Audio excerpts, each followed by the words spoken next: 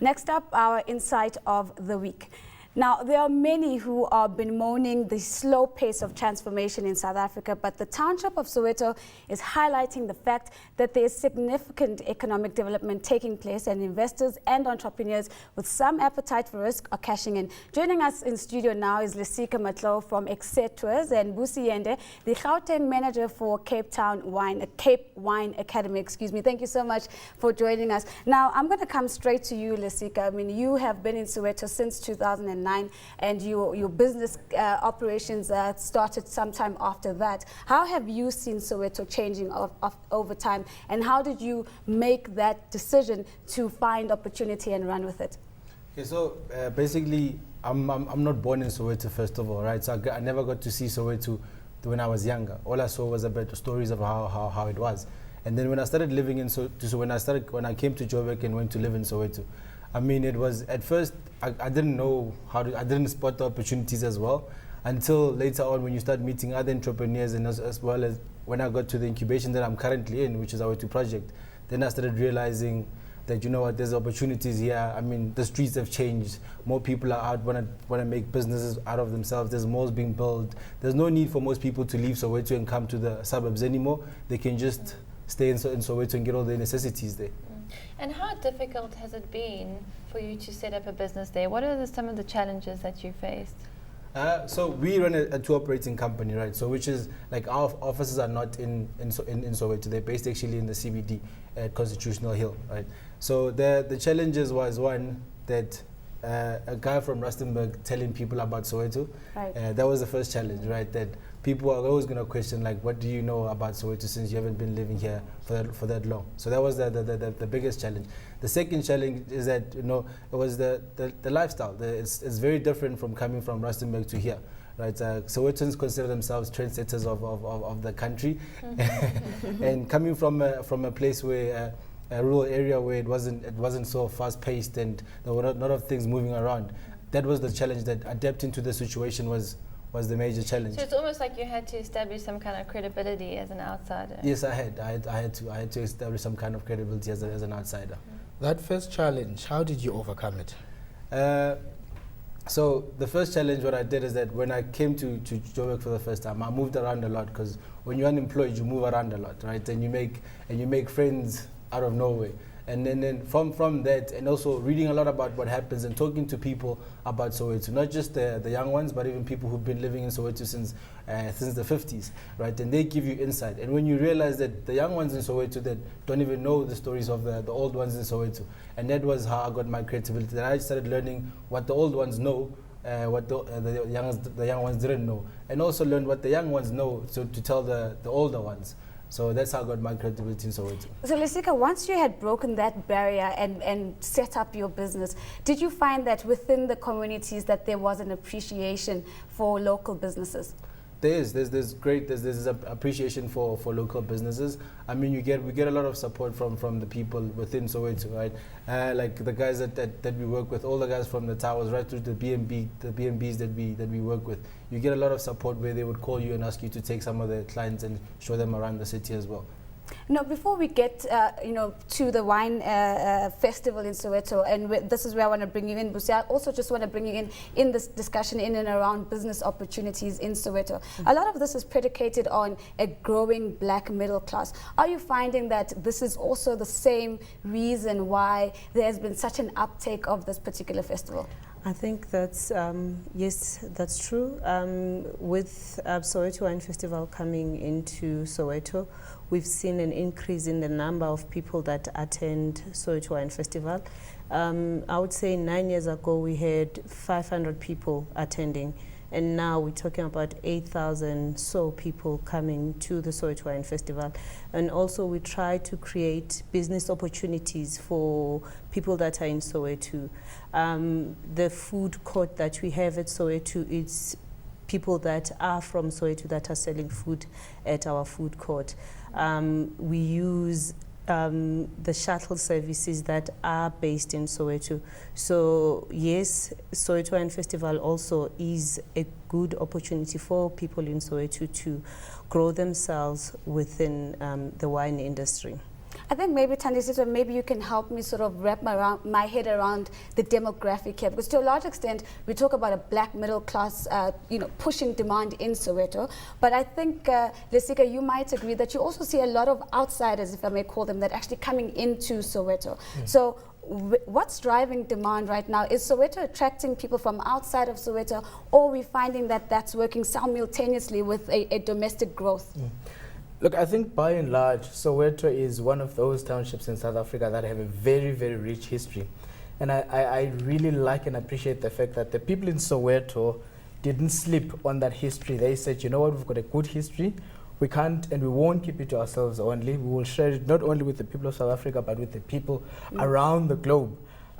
There's establishments when you go to Soweto that you find that there's more, there's more people that aren't from Soweto in those particular establishments, because the people of Soweto have become, so open. They want to share. Right. And I think, yes, there are ills like any other township or like any other place. But I think the story of Soweto is one story that we need to celebrate in South Africa. It's become a beacon of hope for most townships in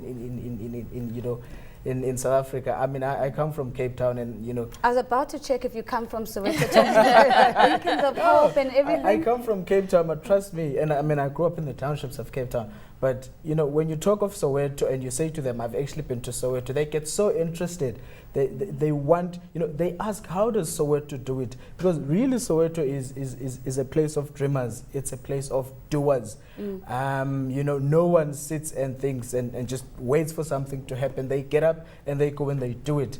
It's an inspiration to a lot of people. Now, and the nice thing is, when you start your business and you do things like the wine festival and stuff like that, you get a lot of support from within the community. Now that support is very and should be very encouraging to you and to every other young person or business person that wants to start a business and so on, because when you get the support from your own people, I don't think there's anything that can stop you from succeeding. I think you raise an interesting question though, to see where a lot of the income is coming from. Is a large portion of it coming from these new touristy experiences? Because we see here in the article that half of the attendees at the wine festival are from outside of Soweto. Right. So I think there also needs to be a balance that they can't depend, Soweto can't depend too much on the touristy elements for that sort of ongoing revenue. There needs to be some grassroots movement that sustains it in the long term. Of course, we're also seeing the introduction of events like the wine festival that are almost breaking the societal barriers that we have as a people about, who belongs where. And Busi, I want to find out, how have you taken wine tasting, which I must admit that I concur with the author of the article, who says this is a predominantly Eurocentric or white idea or social activity, and planted that at the epicenter of not only black social life, but of Sowetan social life. How have you been able to break that perception? Okay, what we've been trying to do over the years is put more education onto it. As you know, I come from the Cape Wine Academy. We teach people about wine. We teach about wine etiquette. We try to make sure that people understand that spitting when you go to a wine tasting is an etiquette. You can't be saying, no, I'm going to be drinking everything because I don't want people to see me spitting. So you try to break that barrier first, that people need to understand that spitting is an etiquette. They need to understand that you hold the glass by the stem. Why are the reasons for doing that? And once you break that barrier, then people feel free.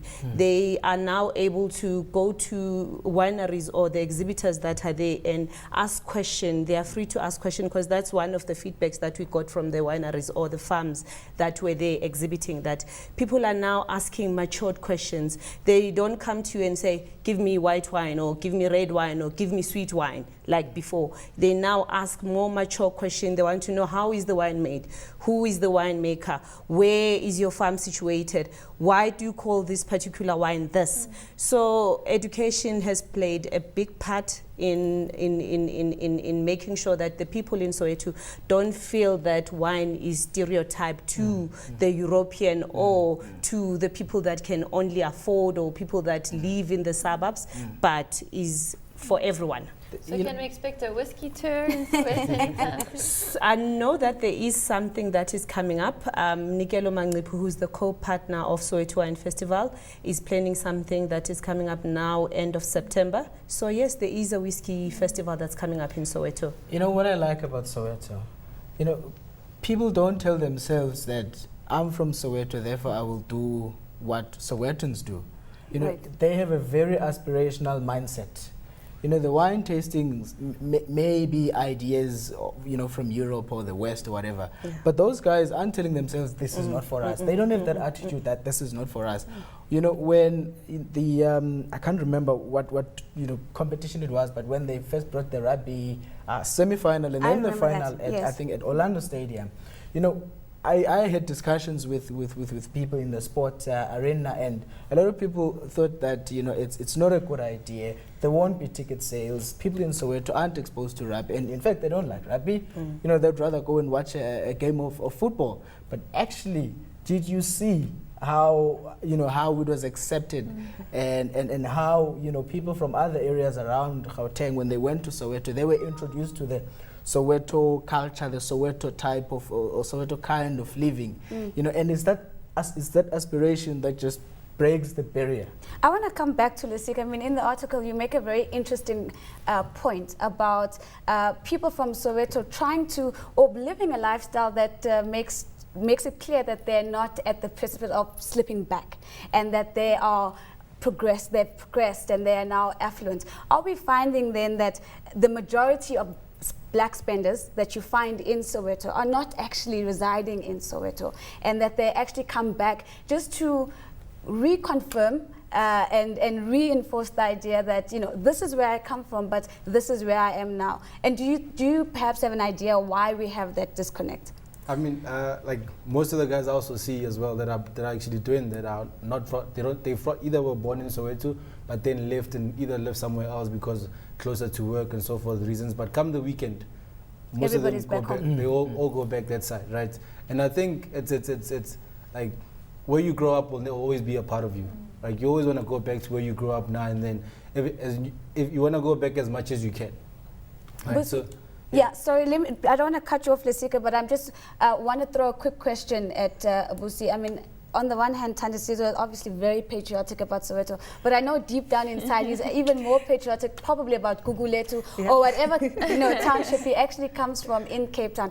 Is there Guguletu? See, I was right on the money. Is there scope to see the wine festival expand into other townships? I know Umlazi is one in Durban that has come out prominently, and maybe, you know, In fact, They do have it in Cooks, which is also organized by the Cape Wine Academy, owned by Umzoli from Guguletu. Yes, so yes. we do have Guguletu Wine Festival, obviously, and Umlazi that's coming up until we find a venue that is suitable in Umlazi. And then I know that there's another wine show that they've now started in the Val Triangle. It's called the Mid-Val Wine Festival. So there's quite a few wine festivals that are coming up in the township, and there's quite a few, and there's one in Mpumalanga, there's one in Limpopo. People are coming up with ideas, and it's business opportunities for different people And to are start all up these their other own. ideas also bringing the lifestyle element into it? Are you seeing a combination of music and good food all coming together? Definitely. I'll say with Soweto Wine Festival, like this year, we had Food Network. In fact, we've had them for the past 3 years. Food Network partnering with Soweto Wine Festival. We've had different radio station coming to partner up with Soweto Wine Festival, which brings up the lifestyle. We've had different tourism companies coming up to partner up with Soweto Wine Festival, just to show that it is a lifestyle event. It's wine, but wine goes with lifestyle. So Busi, in the same way that people want to buy fancy cars as a symbol of they've arrived, do you think adopting a wine culture and attending these types of events is the same sort of concept dynamic at play? I think yes. Most people, if you go out with your friends and you start ordering a cider, do people look at you as a classical lady, or do they look at you as another drinker? So what's the best thing? You buy wine and people will look at you with that sophisticated look, and they will think that you're sophisticated even if you're not. So all the better to know where the it better, came yeah, from. the better to know where it came from, but wine is classical and it's sophisticated, so why not buy wine when you go out and dine? So with same as with beautiful cars, buy a beautiful car so that people can see that you're classy and sophisticated. You buy wine, people can see that you're classy and sophisticated. I'm sure though, Lesika, from where you stand in the transportation business, you probably have even a better view of where the traffic of demand is going. Are you finding that, I want to particularly zoom into the restaurant scene in Soweto, because there is that strip that you've just got to be seen in that area. Can you just give me, what are the hot spots? The Vilakazi strip. The Vilakazi strip, absolutely. What are the hot spots? Where should you be seen if you're going to be in Soweto, eating in Soweto? Where should you be seen to be eating? So, like with food, it depends on what. Firstly, the atmosphere that you want, right? On a Sunday, I guarantee you the place to be is on that strip, on the Vilakazi strip on a Sunday, right? And then because during the other time it's very touristy and locals don't tend to go to it on those days. And then come on Saturdays more of Chesanyamas are more popular. And you can check as far as Panyaza in White City, all of those places, more Chesanyamas are more popular. Sundays when people sit and wine and dine on Sundays, and we want to be seen on that strip. And that's the famous strip right now in Soweto. Now, just before I close, Tanisizwe, I want to rope this conversation back down to the dynamics between local businesses and big businesses now seeing the opportunities in Soweto and for lack of a better word, encroaching into that space. How is that dynamic playing out, and how is that shifting business in Soweto? Look, I think Soweto has still got a long way to go to grow. Local businesses or big business are now, talking about moving things like call centers to Soweto, for a variety of reasons. One of those is that a lot of the employees or a lot of the staff actually comes from Soweto. So what better way To set up right there. than to set it up there? Because you've got my grandmother who always phones when she's got trouble. She phones this person about that cover or that cover. Now, if she can actually walk into the call center and say, I'm actually looking for Nozipho that I've been phoning. She helped me a great deal 2 months ago when I lost my, my grandfather or whatever. And then now you've got that connection. You're getting more closer to the people that you're doing business with. Secondly, your staff are close. Instead of waking up at 6 or 5 o'clock, taking a 6 o'clock taxi or bus to Sentino, to downtown Johannesburg, they get up at 7, they're fresh, they get to take their kids to school, they get there, they can even bring their kids to their place of work. Thirdly, rental rates, can be considered cheaper in Soweto Than Sandton, than downtown Johannesburg. So it's those variety of reasons. Hence, as in the beginning, Soweto is still going to grow. I mean, a lot of people in Soweto are picking up golf because of where they work. Now, what better way for some developer to say, actually, let's take a golf course to the people of Soweto than taking them around Gauteng looking for golf courses. And by doing that, you're getting the whole of Soweto interested in the sport of golf. It's it's not an American golf.